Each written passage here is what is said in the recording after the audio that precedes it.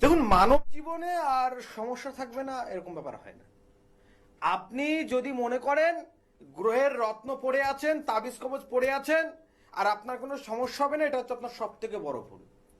প্রত্যেক মানুষের, আমরা যদি শাস্ত্র অধ্যয়ন করি, আমরা যদি পুরাণকে ফলো করি, আমরা যদি রামায়ণ ফলো করি, মহাভারত ফলো করি, প্রত্যেকে আমরা আমাদের কর্মের ফল ভোগ করছি, প্রত্যেকেই।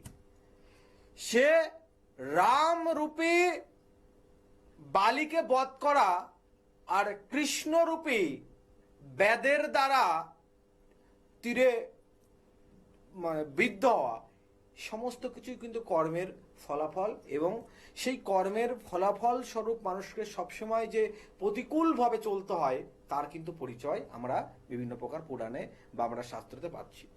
তার ভিতরেও গ্রহের এক নির্দিষ্ট খেলায় কিন্তু আমরা মেতে থাকি সদা সর্বদা সমস্ত সময়।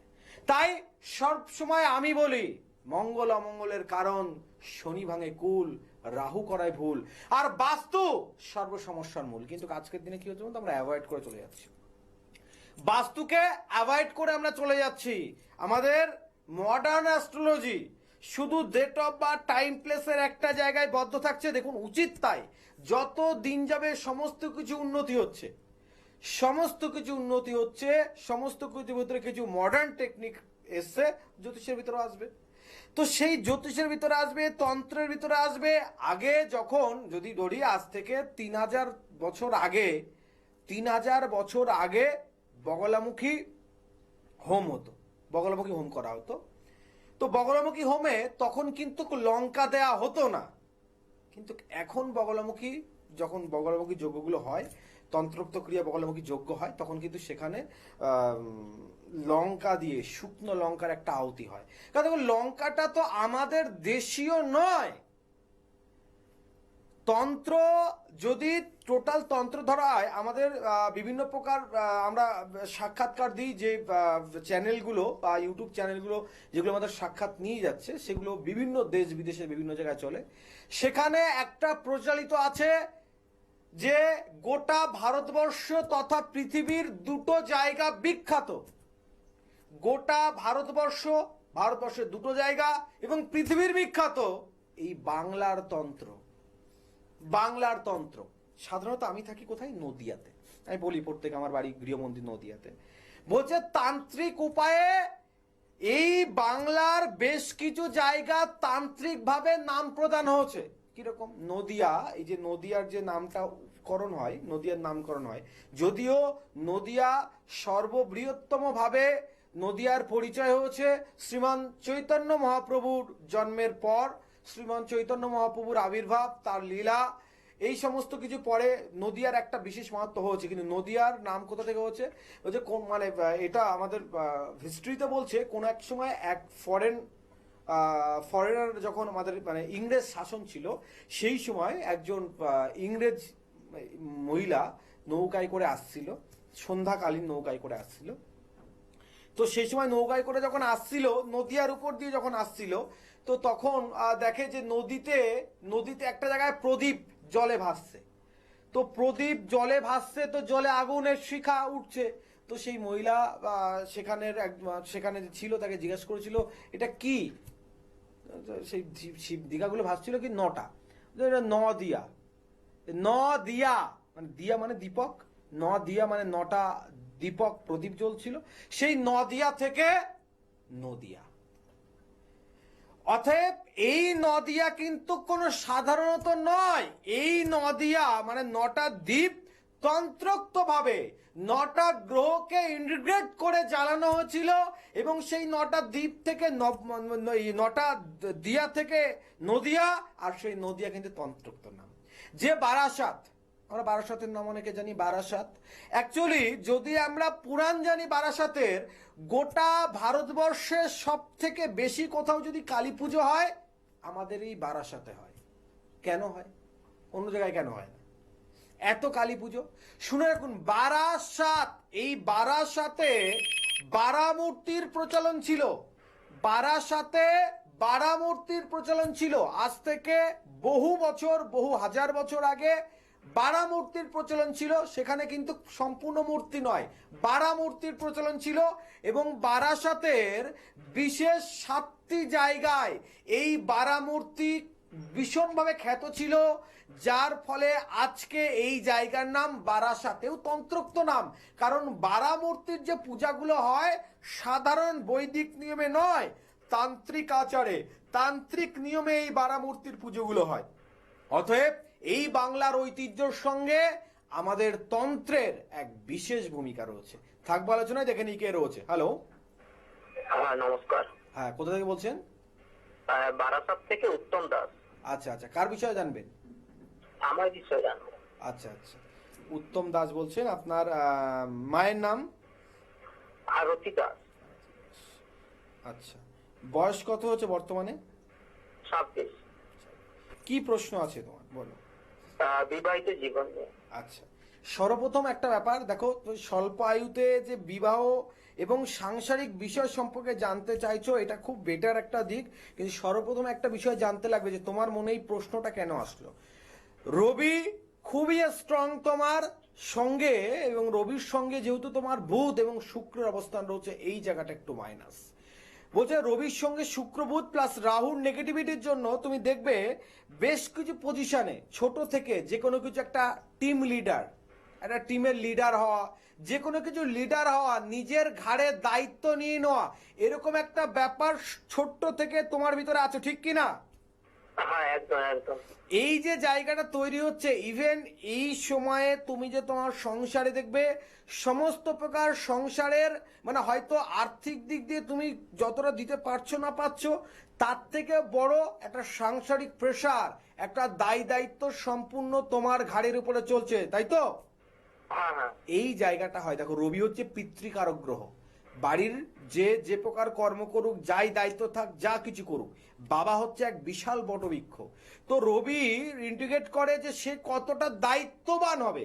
তো রবির সঙ্গে তোমার যেটা বললাম শুক্র এবং সেখানে রাহুর একটু ইন্ডিকেট রয়েছে, সেক্ষেত্রে তোমাকে বলবো তুমি মানুষকে ভালোবাসলেও তুমি তোমার, আমি বিয়ের দিকটা একটু সাইডে রাখছি, তুমি দেখবে তোমার কোনো ফ্রেন্ড বা তোমার কোনো রিলেটিভ কারোর সঙ্গে এক লেভেল লং টাইম রিলেশন টিকছে না, বিনা কারণে তোমার সঙ্গে তোমাকে ভুল বুঝছে, প্রয়োজন ফুরিয়ে গেলে তোমাকে যেন চিনতে চাইছে না, তোমাকে নেগলেক্ট করছে, ঠিক কি না? একদম একদম ঠিক। এইবার জায়গাটা আমি যদি তোমার বিবাহিত জীবনে আসি, সেম ঘটনা ঘটবে। প্রেম থেকে শুরু করে বিবাহ, আমি যেটা লক্ষ্য করতে পারছি, ঠিক আজ থেকে মোটামুটি 14 কি 16 মাস আগে তোমার বিবাহ কমপ্লিট হয়েছে, ঠিক কি না? হ্যাঁ হ্যাঁ। তো এই বিবাহের পর থেকে কিন্তু সেম একটা সবসময় একটা দুজনের ভিতরে একটা মিসআন্ডারস্ট্যান্ডিং চলছে। সেটা কি করে কাটানো যায় স্যার? একদম, এই যে মিসআন্ডারস্ট্যান্ডিং চলছে, এই চলার কারণটা হচ্ছে শুক্র রাহুর ফ্যাক্টর রয়েছে। এবং ইভেন বলছি, তুমি কি তোমার বিয়ের পর পরে বাড়ি নির্মাণের কাজ শুরু করেছো? হ্যাঁ হ্যাঁ। এই হচ্ছে তোমার সমস্যার প্রধান কারণ।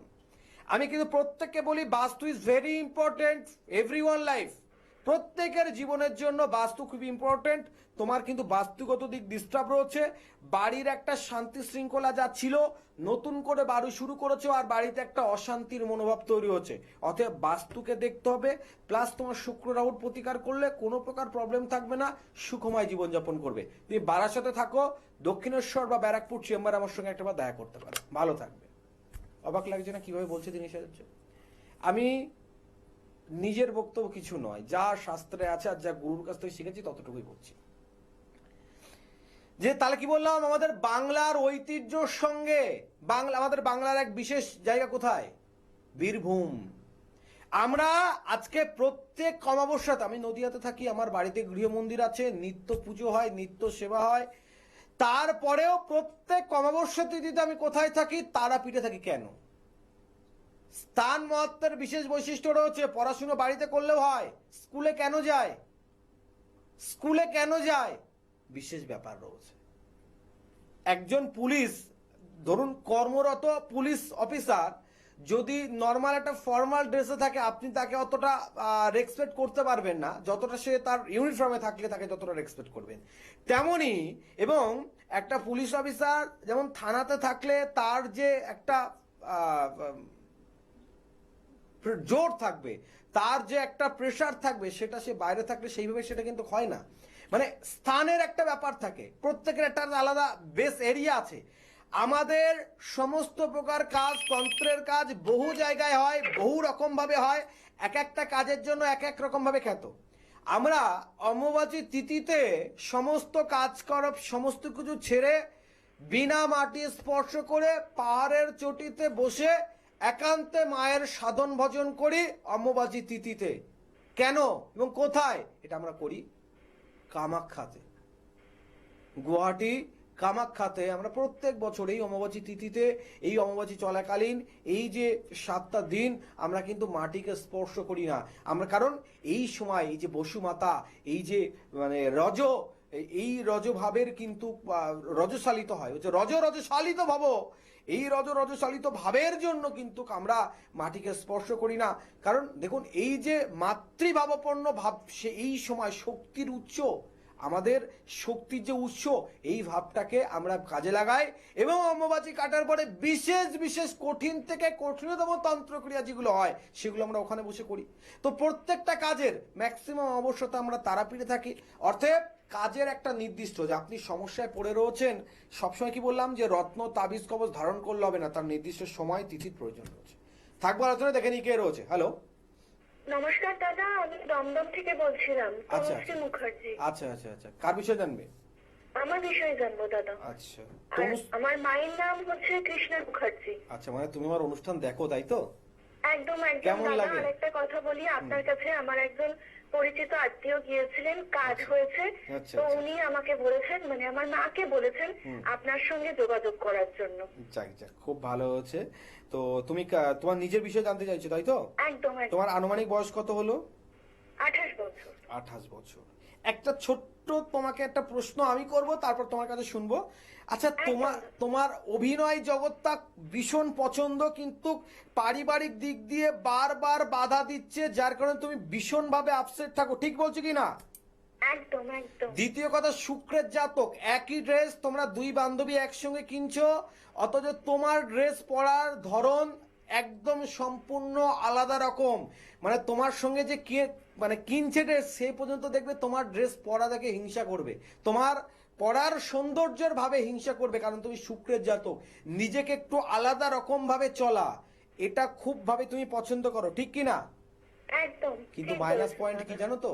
মাইনাস পয়েন্ট ভীষণ ভাবে তুমি লোকের কাছ থেকে, মানে অন্যদের কাছ থেকে ভীষণ পরিমাণে মানসিক ব্যথা পাবে। দেখবে যাকেই আপন করতে চাইছো, ভালোবাসতে চাইছো, রেসপেক্ট করতে চাইছো, এমন কিছু না কিছু ভাবে তোমাকে ভীষণ ভাবে মানসিক আঘাত করছে এবং বরংবার ঘটছে, ঠিক কি না? ঠিক বলেছেন দাদা, এই মানে এটা বারবারই হচ্ছে আর কি। একদম। এই জায়গাটা কেন ঘটছে? তোমার শুক্র কিন্তু খুব একটা ভালো নয়, শুক্র ভালো নয়। আর তুমি একটু শরীর চর্চা করো, কারণ আমি যেটা দেখতে পাচ্ছি তোমার কিন্তু রাহুর সমস্যা একটু রয়েছে, ডাইজেস্টের একটু প্রবলেম ঘটবে, পিসিওডির একটু প্রবলেম থাকতে পারে, অথবা একটু শারীরিক কিছু তোমাকে ব্যায়াম করার প্রয়োজন রয়েছে, একটু হার্ডওয়ার্ক কিছু করো, তাহলে দেখবে এই সমস্যাগুলো সমাধান হবে। এবার বলো, তুমি জানতে কি চাইছো? দাদা, আমি জানতে চাইছিলাম যে আমি সরকারি চাকরির জন্য পরীক্ষা দিচ্ছি, তো সেটা পাওয়ার কোনো রকম সম্ভাবনা রয়েছে? ডেট বলে দেবো পাওয়ার, কোনো প্রতিকারের প্রয়োজন নেই, আমি তোমাকে ডেট বলছি। 2027 অফ অক্টোবর, 2027 সালের অক্টোবর মাস থেকে তোমার কিন্তু একদম গোল্ডেন পিরিয়ড চলবে, এবং এই টাইমটা তোমার যা চলবে দেখতে পাচ্ছি 2028 সালের মে থেকে জুন মাস পর্যন্ত। এর ভিতরে তুমি মানে অ্যাকচুয়ালি তুমি তো অলরেডি জব করছো, বাট বেটার জবের জন্য চেষ্টা করছো। এই যে গোল্ডেন টাইম তোমার, যেটা তুমি ঢুকছো অক্টোবর মাস থেকে 2027 সালের, এবং 28 সালের মে জুন মাস পর্যন্ত থাকছে, এর ভিতরে তুমি খুব বেটার পর্যায়ে তোমার কর্মযোগ হয়ে যাবে। আর একটা কথা বলি শোনো, সবার সব রকম প্রতিকারের প্রয়োজন হয় না, তোমার এখানে কোনো প্রতিকারের প্রয়োজন নেই। প্রতিকার তুমি যেটা করবে মানসিক দিক ঠিক থাকার জন্য, মানুষের কাছে ভালোবাসার স্থিতি ঠিক থাকার জন্য, কর্মজগতের জন্য কিছু করতে হবে না। শরীরকে সুস্থ রাখো, দুটো কথা বললাম সেটা একটু খেয়াল রাখো, কেমন? ভালো একদম থাকো। দেখুন, আমার একটা বেসিক ব্যাপার রয়েছে, আমি যার প্রতিকারের প্রয়োজন হয় তাকে ক্লিয়ার হয়, প্রতিকারের প্রয়োজন না হলে ক্লিয়ার। এখনো বহু মানুষ আমার চেম্বারে আসে আর আপসেট হয়ে যায়। হ্যাঁ, আমি ঠিক বলছি, আমি কিন্তু ওই লুকোচুরি করা বলা পছন্দ করি না। অনেকে আছে, আমি সবার কাজ করি তার কোনো গ্যারান্টি নেই, কিন্তু আপনি চেম্বারে আসলেন, আপনার কাজটা করে দিতেই হবে এরকম ব্যাপার আমার কাছে নেই।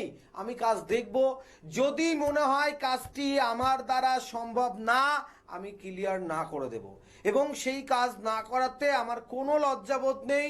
সেই কাজ আমি যে পারছি না বলছি, এতে কিন্তু আমার কোনো লজ্জাবোধ নেই। আমি স্পষ্ট কথা বলতে কিন্তু খুবই ভালোবাসি, তাই প্রত্যেকে একটা কথা বলি।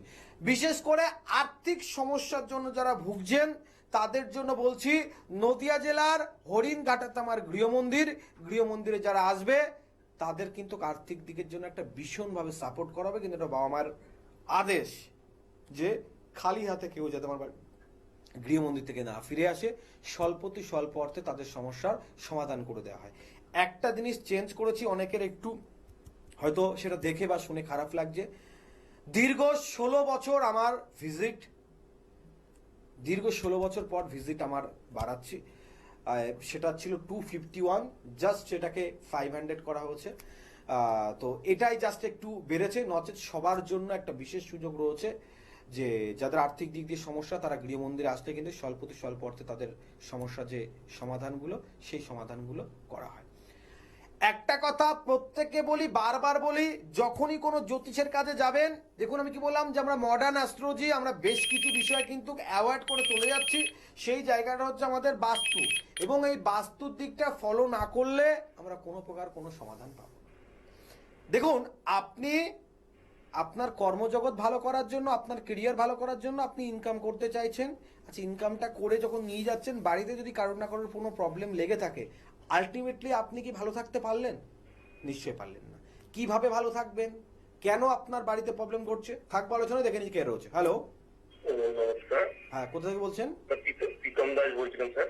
আচ্ছা, প্রীতম দাস, কোথা থেকে বলছো? হ্যালো, হ্যাঁ, কোথা থেকে বলছো? আমি বলছিলাম স্যার বর্তমান। বর্ধমান থেকে। আচ্ছা, কার বিষয়ে জানবে তুমি? একটু প্রথমে বলছি, আমার বোনের মানে পড়াশোনা নিয়ে আপনার কাছে দিয়েছিলাম। আচ্ছা আচ্ছা আচ্ছা, কতদিন আগে এসেছিলে? হ্যাঁ হ্যাঁ কতদিন আগে এসেছিলে? হ্যাঁ হ্যাঁ হ্যাঁ স্যার। লাইনটা মানে বলছি, কতদিন আগে আমার কাছে এসেছিলে? হ্যাঁ হ্যাঁ হ্যাঁ হ্যাঁ। যা কোনো প্রকার লাইনটা ডিস্টার্ব করছে। যে বিষয় নিয়ে আমরা আলোচনা করছিলাম, যে প্রত্যেক সময়ে আমাদের একটা বিষয় ফলো রাখতে হবে, যে আমরা যে সমাধান করতে চাইছি, আমরা যে সমস্যায় পড়ে আছি, আমরা যে সমাধান করতে চাইছি, আমার বাড়িতে 5 জন রয়েছে, আমি একলা ভালো থাকলে তো আমি ভালো থাকতে পারি না। আমার বাড়িতে যে আরো 4 জন সদস্য রয়েছে, তাদের ভালো থাকা কিন্তু আমার ভালো থাকাটা নির্ভর করবে। তারা যদি ভালো থাকে, আমি নিশ্চিত ভালো থাকবো। দেখুন, শুধু অর্থ দিয়ে জীবনযাপন চলে না, জীবনযাপনের জন্য অর্থ প্রয়োজন, কিন্তু শুধু অর্থ দিয়ে কিন্তু জীবনযাপন চলে না। তাই প্রত্যেকে বলছি যে মডার্ন অ্যাস্ট্রোলজিতে যেমন আমরা অ্যাডভান্স এগিয়ে গেছি, যে শুধুমাত্র date of birth, time, place, দেখুন এখন এআই জ্যোতিষ একটা ব্যাপার কিরকম হয়েছে বলুন তো। এআই জ্যোতিষকে আপনি date of birth, time, place দিলেন, সে আপনাকে বলে দিল, জাস্ট এটা কিন্তু কোনো কনফার্মেশন হলো না। আমরা যখন বিচার করছি, আমরা 3টে দিক দিয়ে বিচার করি। আমার গুরুদেব বলতো যে কোনো তন্ত্রোক্ত প্রবাহিত ব্যক্তি, যার উপরে তন্ত্রের কাজ হয়েছে, সেই ব্যক্তি যদি তোমার কাছে আসে, তুমি কি তার জন্ম তারিখ সময় দেখে বুঝতে পারবে? নিশ্চিত না। সেটার জন্য আধ্যাত্মিক চেতনার প্রয়োজন আছে, তান্ত্রিক তন্ত্রোক্ত ক্ষমতা থাকার প্রয়োজন আছে। তবে না দেখে বোঝা যাবে যে এই মানুষটার ভিতরে তন্ত্রের কোনো প্রভাব রয়েছে, এর উপর থেকে তন্ত্রের প্রভাব কাটাতে হবে। তাহলে বিষয়গুলো আগে ভেবে ভেবে দেখতে হবে। এখানে কিন্তু আমি অনলাইনে date of birth, time, place দিলাম, শুধু বিচার হলো সেটা নয়।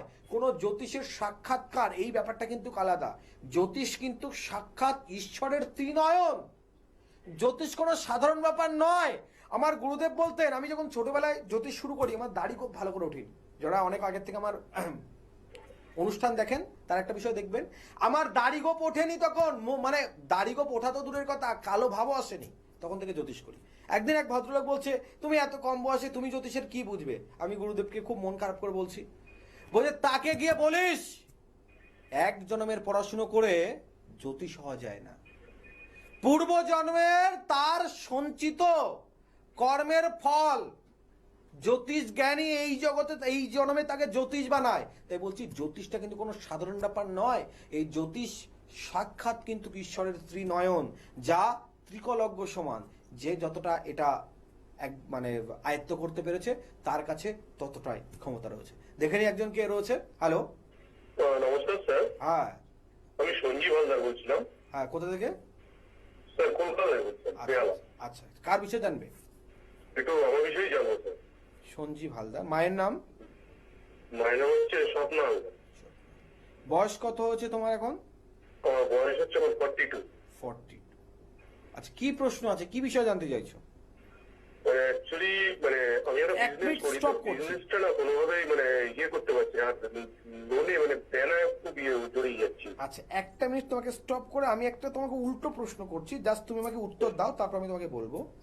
হ্যাঁ বেশ কিছু বছর যাবত তোমাদের কোনো মানে পরিবারের কোনো ল্যান্ডিং কোনো বিষয় নিয়ে, ভূ সম্পত্তি ভাগ বাটোয়ারা বিষয় নিয়ে একটু প্রশাসনিকের দ্বারস্থ মানে নিয়ে ভীষণ পরিমাণে চিন্তিত ব্যাপার তোমার বাড়িতে বা তুমিও চলছে, এটা ঠিক কিনা?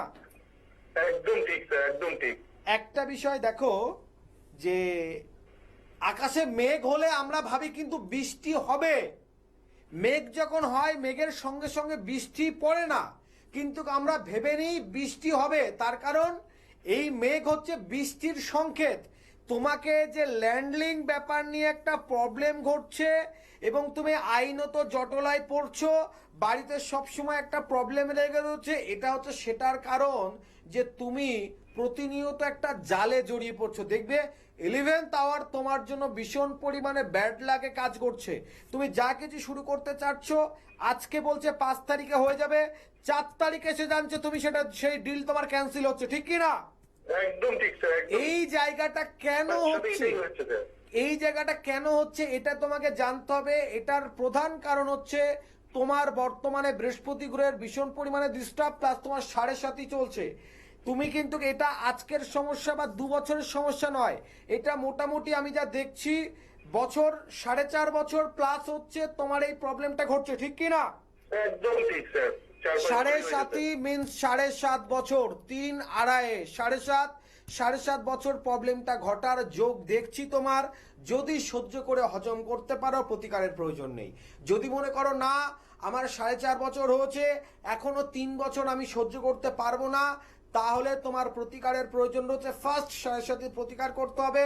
সেকেন্ড, তুমি যেখানে রয়েছো এই যে শত্রুর দিক একটা প্রবল ডিস্টার্ব ঘটছে, এখান থেকে তোমাকে একটু শত্রু দমনে কিছু কাজ করতে হবে, বুঝতে পারলে? আচ্ছা। এটা ফোনে আমি বলে তো দিলাম, তোমাকে একটাবার তারাপীঠে গিয়ে আমার সঙ্গে বসে যদি তুমি কাজগুলো করো তাহলে তুমি বেটার ফলাফল পাবে। কেমন? একদম ঠিক স্যার, মানে দিন দিন না স্যার আমি একদম পুরো দেনাতেই জড়িয়ে যাচ্ছি। একদম, তুমি নিশ্চিন্তে থাকো। তোমার যে সমস্যার সমাধানগুলো বললাম এটা একটাবার এসে কথা বলো, আর তুমি তারাপীঠে গিয়ে আমার সঙ্গে দেখো, আমাদের কাছে কাজের এক বিশেষ সুযোগ রয়েছে। তোমার যে সমস্যা রয়েছে তুমি এক প্রেজেন্ট থেকে নিজে হাতে করে আহুতি প্রদান করে সমস্যার সমাধানগুলো করতে পারো, একটাবার যোগাযোগ করে নাও। ভালো থাকবে, সুস্থ থাকবে। ছিলাম বিশেষ আলোচনায় যে জ্যোতিষ আপনি অনলাইনে কনসাল্ট কখন করবেন? যখন আপনার দেখছেন কোনো প্রকার উপায় নেই আপনার যাওয়ার, তখন করুন, তার আগে করবেন না, তার আগে করবেন না। দেখুন, যারা অনলাইনে মার্কেটিং করেন বিভিন্ন প্রকার, আমি কোনো অনলাইন সংস্থাকে ইন্ডিকেট করে বলছি না, তারা জানেন যে অনলাইন মার্কেটিং কতটা ভালো জিনিস। সময়ের আর কষ্টের সুবিধা ছাড়া আর কিন্তু কিচ্ছু নেই। সময়ের আর কষ্ট, আপনার যাওয়া আসা, একটা কষ্ট, এছাড়া আপনি কি পাচ্ছেন না পাচ্ছেন আপনি জানেন, কারণ কিছু না কিছু অনলাইন মার্কেটিং আপনি করেছেন, আপনি জানেন। অতএব আমি প্রত্যেককে বলবো, দেখুন ফেস টু ফেস গিয়ে যখনই আপনি করবেন, দেখুন এখন আপনি প্রচন্ড গরমে মনে হচ্ছে একটু আমি যদি সিমলা যেতে পারতাম খুব ভালো হতো। আপনি বাড়িতে বসে টিভিতে সিমলা দেখে নিন না। যা আপনি রত্ন পরিধান করে বা তাবিজ পরিধান করে ততটা ক্লিয়ারনেস সহজে পাবেন না, যেটা আপনি যদি ওই হোমাগ্নির তাপ আপনার গায়ে লাগান, যদি আপনি সেই যজ্ঞে সেই হোমে আপনি নিজে হাতে করে আহুতি প্রদান করতে পারেন। এই বিষয়গুলো কিন্তু কোনো সাধারণ বিষয় নয়। আর এই কথাগুলো কি আমার কথা বলছি না, তার শাস্ত্র প্রমাণিত রয়েছে। আর আমার কাছে রয়েছে সেই সুযোগ আপনার যে কোনো সমস্যার সমাধানের জন্য। দেখুন, আপনি যেতে পারলেন না সেটা পরের প্রশ্ন, তার জন্য বিকল্প ব্যবস্থা রয়েছে। কিন্তু যদি আপনি যেতে পারেন, আপনি প্রেজেন্ট থাকতে পারেন, তারাপীঠ মহাশ্মশান প্রত্যেক অমাবস্যাতেই সেখানে আমাদের বিশেষভাবে তন্ত্র প্রয়োগ হয়। ভালো থাকুন, সুস্থ থাকুন, দেখা হবে আগামী দিনে। ততক্ষণে